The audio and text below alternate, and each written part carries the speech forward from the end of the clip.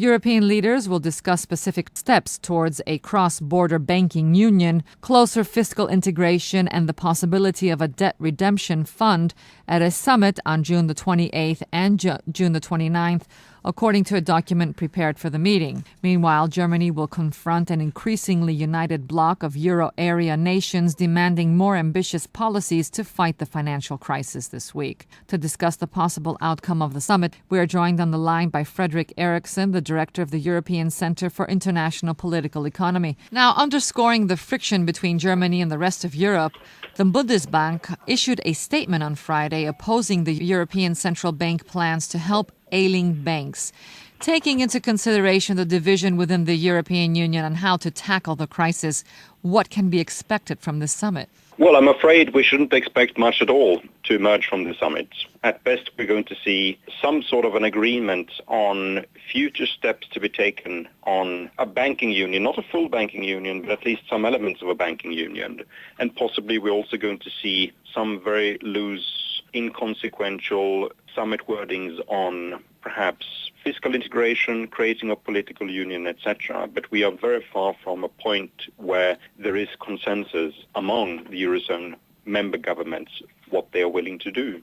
A banking union would require Euro members to surrender autonomy to Brussels. German Chancellor Angela Merkel has said that a Euro deposit guarantee fund would be inconceivable without more robust political union. Now, to what degree would Euro members be asked to surrender autonomy? Well, it depends on how you design it. But if you want to have a full banking union of the kind that the European Commission suggested last week and what numerous observers and economists have said recently, you certainly will need to have access to some sort of money, either taxpayers' money or money saved for the particular purpose of being used at a point when banks are fragile and perhaps are defaulting, so you need to repay depositors their money. The problem now, of course, is that very few governments in Europe have made those savings. There are no large funds around in the Eurozone that really could cover the liabilities for repaying depositors if banks were going to go bankrupt. And the problem, of course, is that at this point in time, banks going bankrupt is not a highly speculative notion. We are at a point where a large part of the banking sector in Europe wouldn't survive without extraordinary support by central banks and by governments. In my view, I think it's fully understandable that governments are hesitant about giving some sort of a blanket guarantee that their money designed for the purpose of paying depositors if banks are going to go bankrupt can be used without restriction in any other country.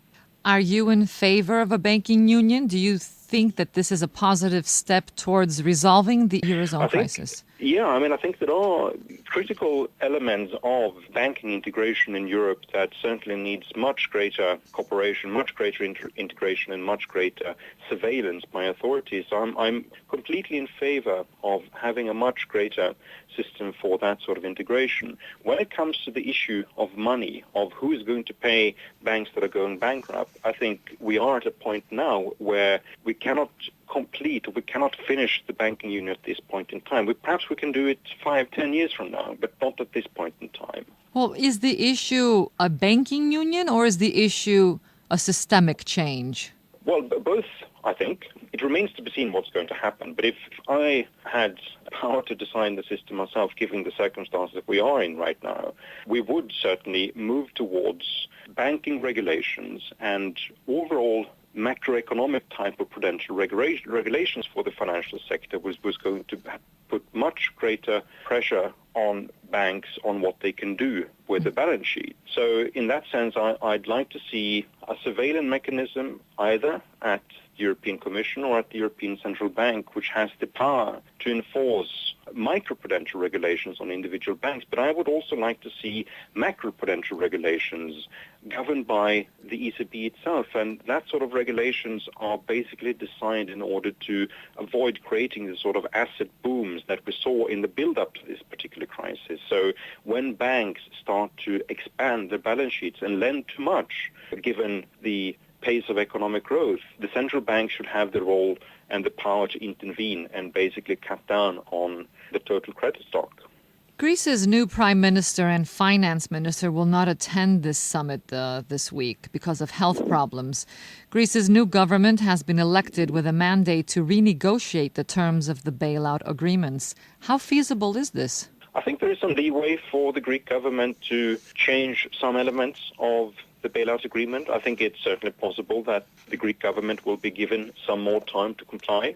They are going to find an extraordinary flexible response from the Troika at this point in time, simply because there are too many stresses in the Eurozone right now, and other countries cannot really afford to push Greece to the brink when it needs to decide right now whether it wants to remain in the Eurozone and fulfill the very tough bailout conditions that exist, or if it simply has to leave the Eurozone. The German finance minister Wolfgang Schäuble has said that Greece's new government should stop asking for more help and instead move quickly to enact reform measures agreed to in return for previous bailouts from its European partners. Is Europe headed towards an impasse at this summit? What do you think, with Germany refusing to give ground on Greece's bailout leniency request?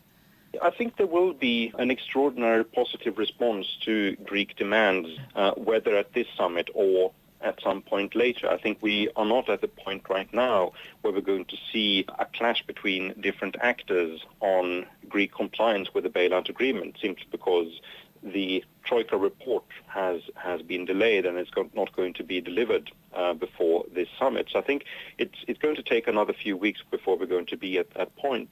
But when that happens, and when you scale back all the rhetoric that exists from Wolfgang Schäuble and from others, I think what you will find is a Troika, a European response, which is going to be very positive, much more positive than in previous occasions during this 2-year saga of Greek bailouts.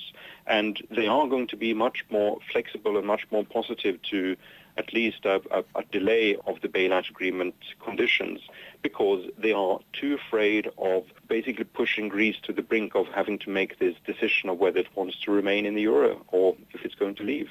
Now, we've been discussing this EU crisis more or less since the beginning, 2 years at least. Are you feeling more confident that finally this problem is being tackled, it's going in the right direction? Not at all. I mean, I think I've been growing more desperate or perhaps more fearful, if not by the day, so at least by the month in the past year. The problem is really one of motivation and of political will.